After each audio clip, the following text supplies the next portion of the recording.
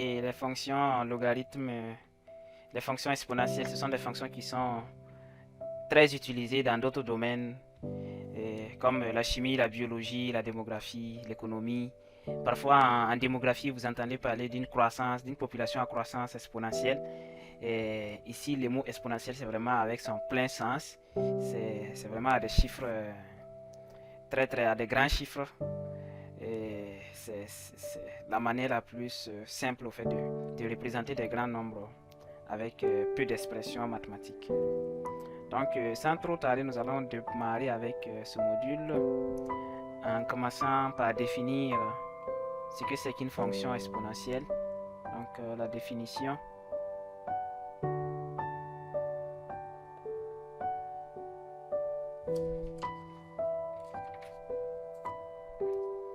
On appelle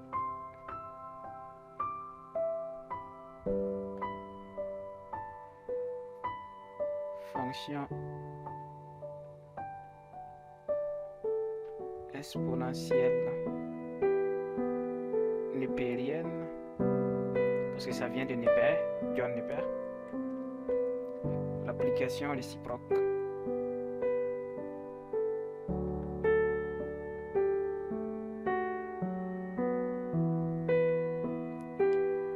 De la fonction logarithme népérien. Donc c'est pour ça que je dis que la fonction ln et expo sont des fonctions qui sont cousines. L'une appelle l'autre forcément. Et on la note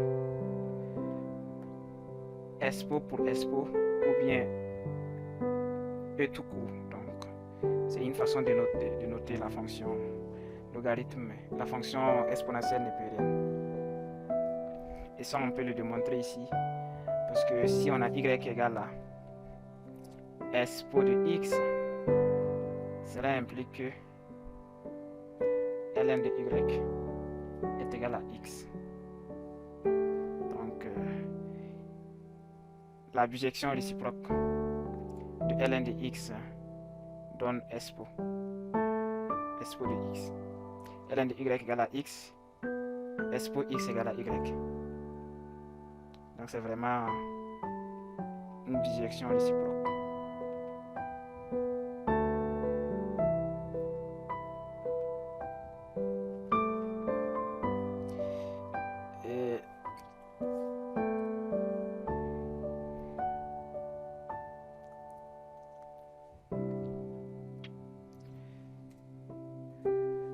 Là, nous allons passer aux propriétés de la fonction ln. Propriétés et caractérisation.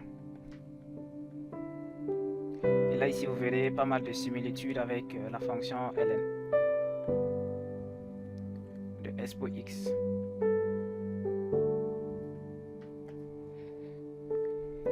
Donc, d'abord, l'ensemble de définitions de la fonction expo est égal à R.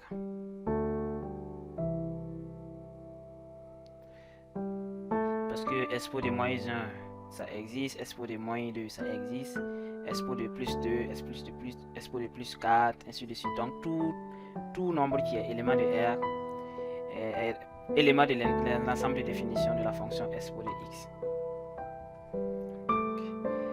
Maintenant pour les propriétés, pour tout x élément de R plus étoile, on a expo de ln de x est égal à x. C'est pour ça qu'on dit que les deux sont des fonctions réciproques. Et on a expo de 0 est égal à 1. Expo puissance 1 est égal à expo. Et expo lui-même, c'est à peu près 2,78 281. Ainsi de suite, c'est un nombre irrationnel. Souvent, on l'approxime à 2,72. Généralement, c'est égal à 2,72 pour... Genre, si vous avez expo à tracer dans une courbe de fonction, vous allez utiliser la valeur 2,72 pour tracer la courbe de la fonction exponentielle. Ensuite, ce qu'il faut retenir est que la fonction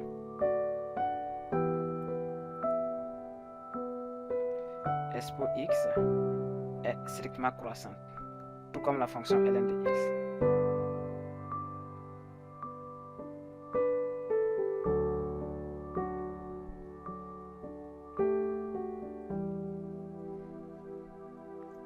Ensuite, pour tout a et b, éléments de R, si expo de A est égal à expo de B, cela implique tout simplement que A égale à B.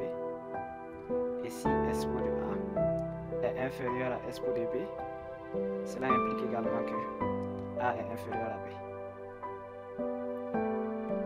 Et pour tout x élément de R,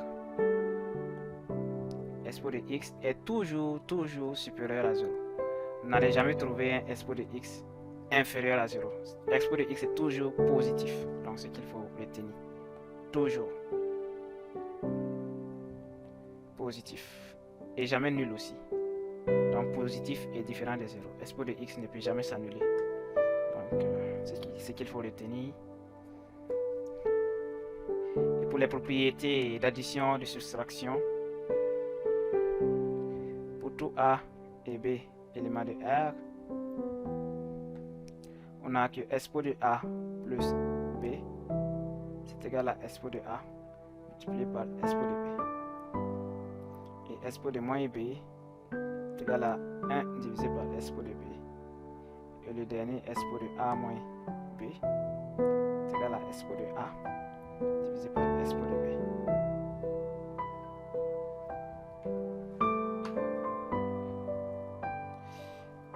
Donc, c'est ça les différentes propriétés qui régissent la fonction exponentielle. Là, nous allons faire une représentation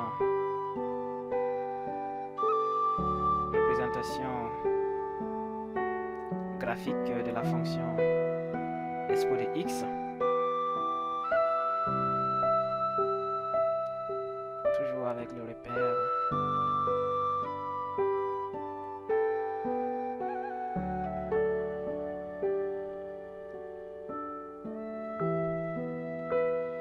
ça, c'est 0 ici.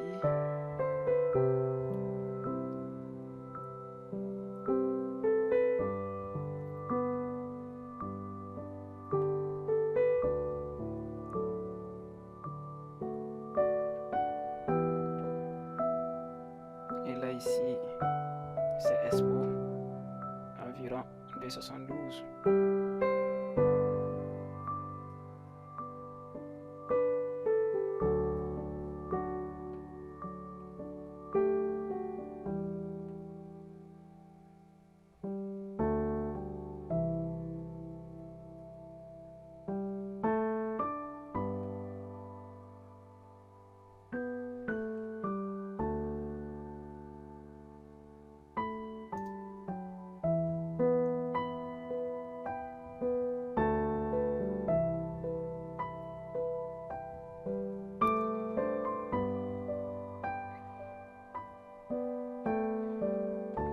La représentation de la fonction expo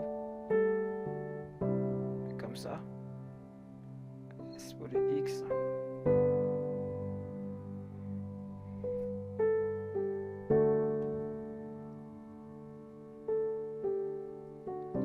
ici on a expo ici qui est environ égal à 2,72.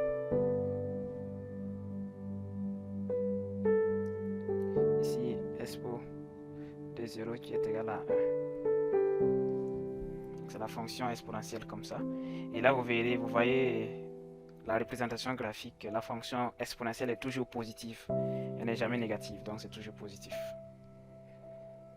Ok.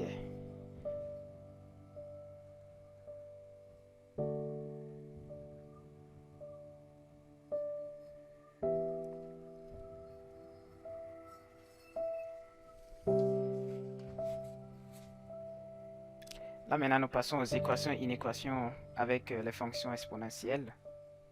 Équation, inéquation.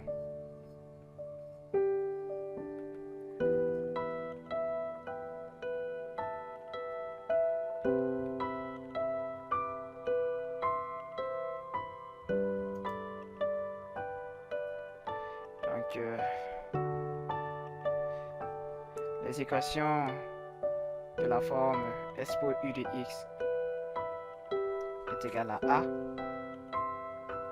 ou S pour U de X inférieur à A. Donc on va prendre quelques exemples. Premier exemple ici, on a S pour X moins 3 est égal à 4. Pour cela, pour faire la résolution de cette équation, S pour X moins 3 est égal à 4, ce qui implique quoi? Pour les résolutions avec les fonctions exponentielles, on élève toujours avec ln pour pouvoir revenir à la propriété selon laquelle ln de A égale à ln de B implique que A égale à B. Donc ça, si on transforme tout en ln, ça veut dire que ln de S pour, parce que en élevant avec ln, ça va nous permettre de faire disparaître le S pour. Donc ce qui implique que, or, ln de S pour grand X est égal à X, donc implique ici que ln de S pour X moins 3 est égal à X moins 3. Donc ça va donner ici que X moins 3 est égal à ln de 4. Donc X est égal à 3 plus ln de 4. Et en ce moment, l'ensemble des solutions de l'équation F est égal à 3 plus ln de 4.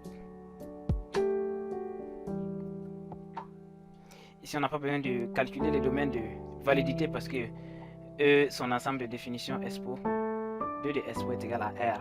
Donc, c'est l'ensemble des nombres réels. À moins que ce soit un nombre complexe, tous les nombres que vous aurez seront toujours éléments de l'ensemble de définition. Ce sont des nombres réels. Et nous continuons avec un deuxième exemple, cette fois-ci avec une inégalité x inférieure à 4. Ça veut dire que ln de S pour x moins 3 inférieur à ln de 4 implique que x moins 3 inférieur à ln de 4 implique que x inférieur à 3 plus ln de 4. Donc l'ensemble des solutions c'est égal à de moins l'infini à 3 plus ln de 4, exclu bien sûr.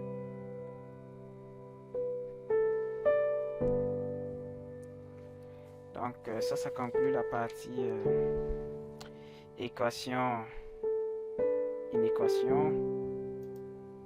des fonctions exponentielles népériennes.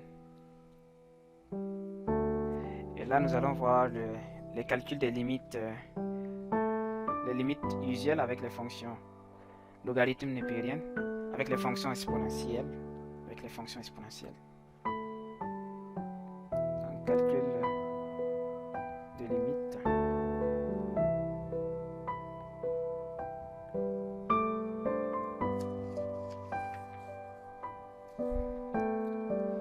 C'est la première limite, on a limite de S pour X quand x tend vers plus l'infini est égal à plus l'infini.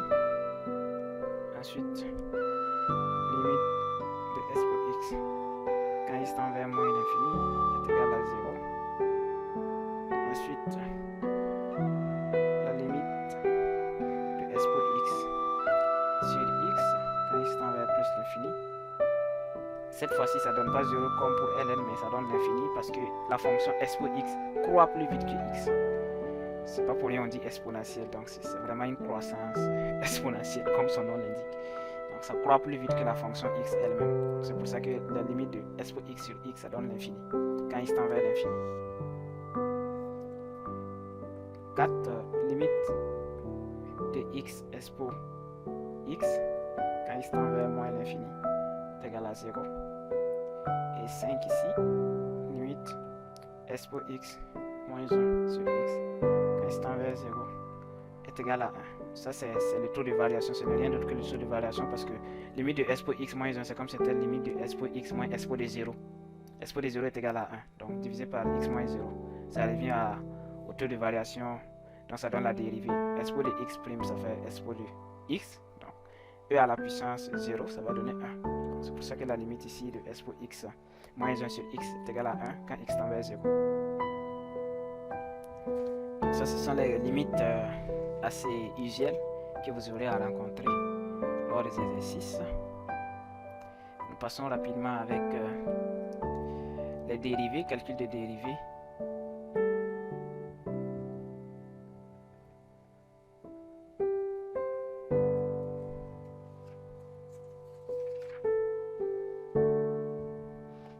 Donc la fonction s pour x est dérivable sur R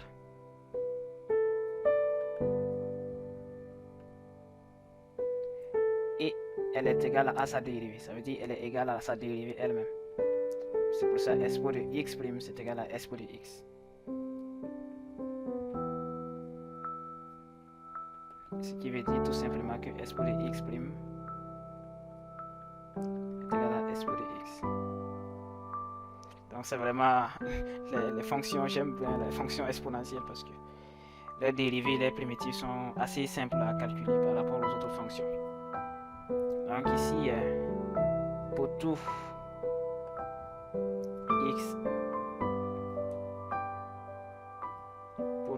x, élément de R,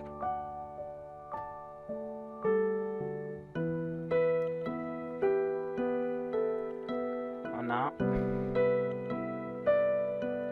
x pour x' est égal à s pour de x.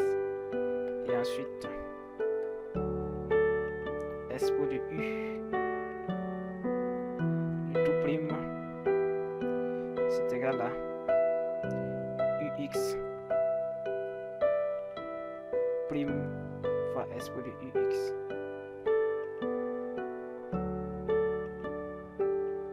Donc ça c'est la règle générale pour le dérivé d'une fonction exponentielle. Donc s pour de ux ici, ux est une fonction quelconque. Ce n'est rien d'autre que la dérivée de la fonction multipliée par la puissance à s pour de la fonction elle-même. Donc ceci met fin à la partie sur les fonctions exponentielles népériennes. Et là nous allons passer aux fonctions puissance, qui n'est qu'une catégorie, mettons, plus généralisée de la fonction exponentielle. Parce que la fonction puissance, une fonction exponentielle est une fonction puissance, mais toute fonction puissance n'est pas forcément exponentielle népérienne. Donc c'est ce qui fait la nuance entre les deux. Puissance, la fonction puissance ici c'est plus globalisé. Donc c'est plus globalisé.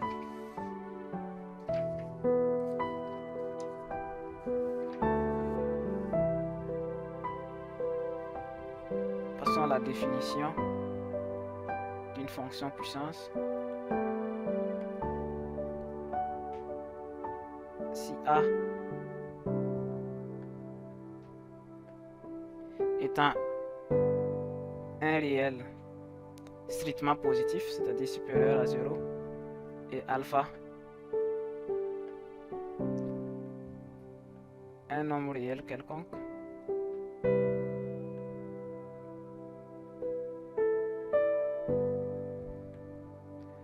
on appelle puissance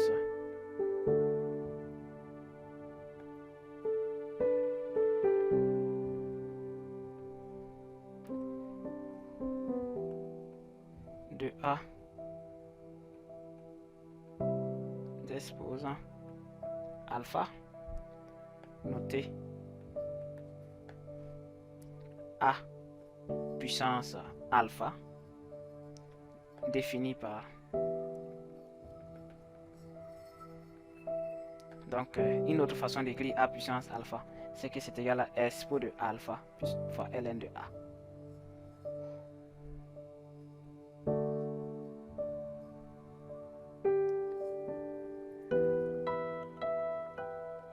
Ça veut dire quoi? Un exemple ici, si on a 2 puissance 0,3, ce n'est rien d'autre que S pour de 0,3 fois ln de 2. Donc c'est ça ici la définition de la fonction puissance. Ça veut dire A puissance alpha, c'est égal à S pour de alpha multiplié par ln de A. Et là nous allons voir les propriétés autour de ces fonctions puissance. Les fonctions puissance sont assez simples à étudier à partir du moment où vous avez toutes les notions sur les fonctions exponentielles. Parce qu'il suffit juste, si vous avez une fonction puissance, de ramener cette fonction puissance sous forme de fonction exponentielle. Et ça vous permet d'appliquer les règles, les conditions qui sont appliquées lorsqu'on utilise une fonction exponentielle. Donc c'est ça vraiment l'astuce ici, c'est toujours ramener la fonction puissance à une fonction exponentielle. D'abord, la première propriété, c'est ce qu'on a dit tout à l'heure. Si a puissance alpha est égal à expo de alpha ln de a, cela implique que ln de a puissance alpha c'est égal à alpha ln de a.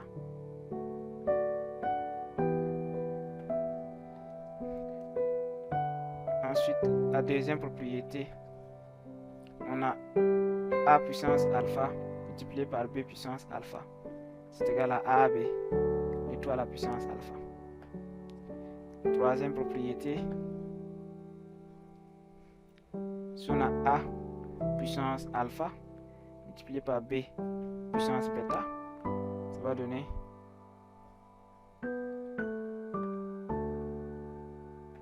multiplié par a puissance bêta, c'est égal à a puissance alpha plus bêta. Et la quatrième propriété, a puissance alpha du tout à la puissance bêta, ce n'est rien d'autre que a puissance alpha fois bêta. 5.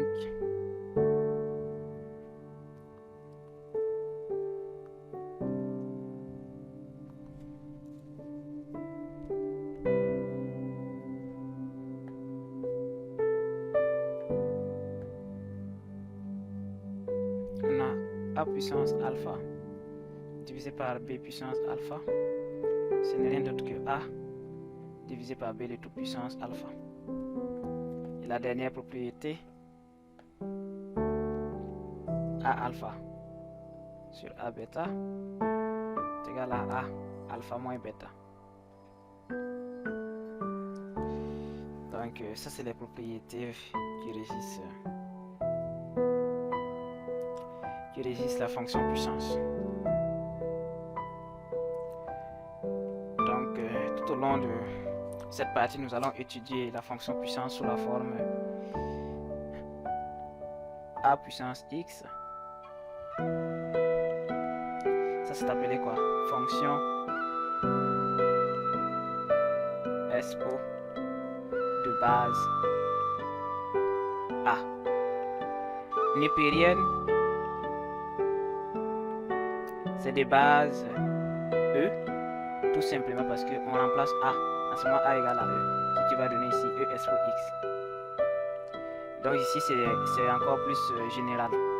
A puissance x, c'est vraiment général. E puissance x, c'est juste un cas particulier de a puissance x. Donc avec ça, on a que a puissance x, c'est égal à expo de x fois ln de a. Si on remplaçait, si a égale à e, ça va donner quoi? E puissance x, ce n'est rien d'autre que e puissance x ln de e. ln de e c'est égal à combien? ln de e c'est égal à 1. Donc ce qui va donner que expo x égale à expo x. Mais c'est une manière de démontrer que expo de x c'est un cas particulier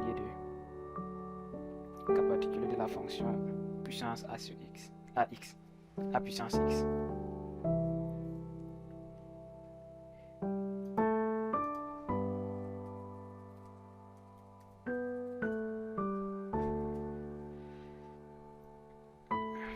Donc ici,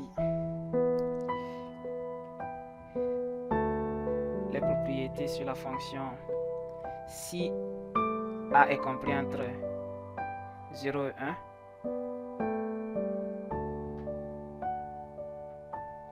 alors a puissance x est strictement décroissante.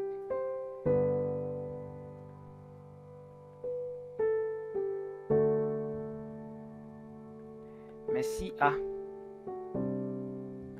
est compris a est supérieur à 1, alors la fonction puissance est strictement croissante.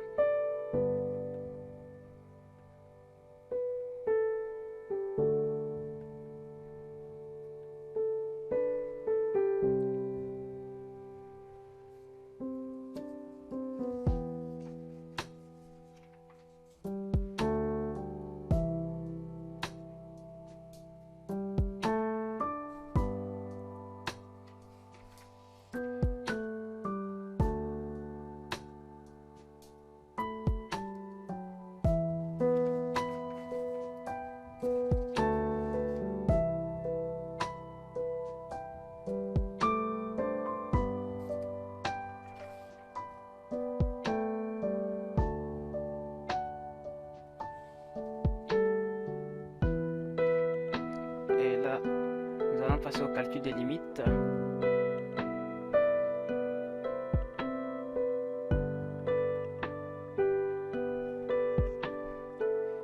Bien sûr, il faut toujours comparer le A si, non, cette fois-ci alpha, si alpha est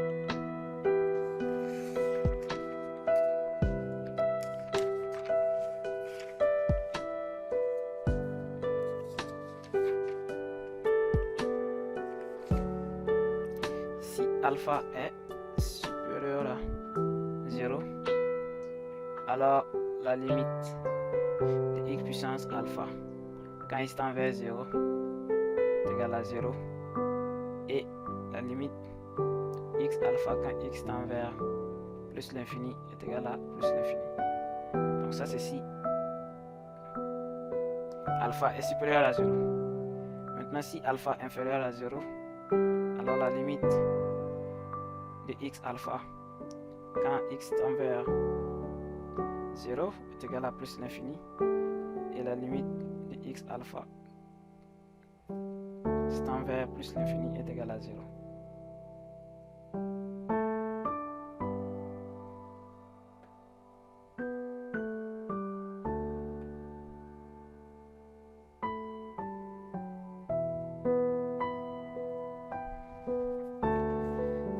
Ça c'est vraiment les limites usuelles avec les fonctions avec les fonctions puissance. Et nous terminons avec les dérivés. Calcul des dérivés.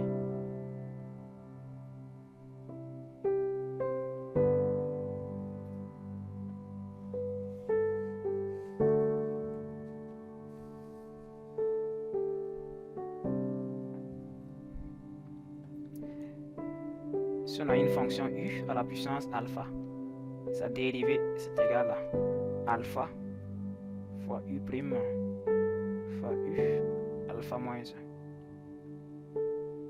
Alors maintenant si u égale à x, ça va nous donner que x fois alpha puissance alpha prime c'est égal à alpha, x prime ça fait 1, x puissance alpha moins 1.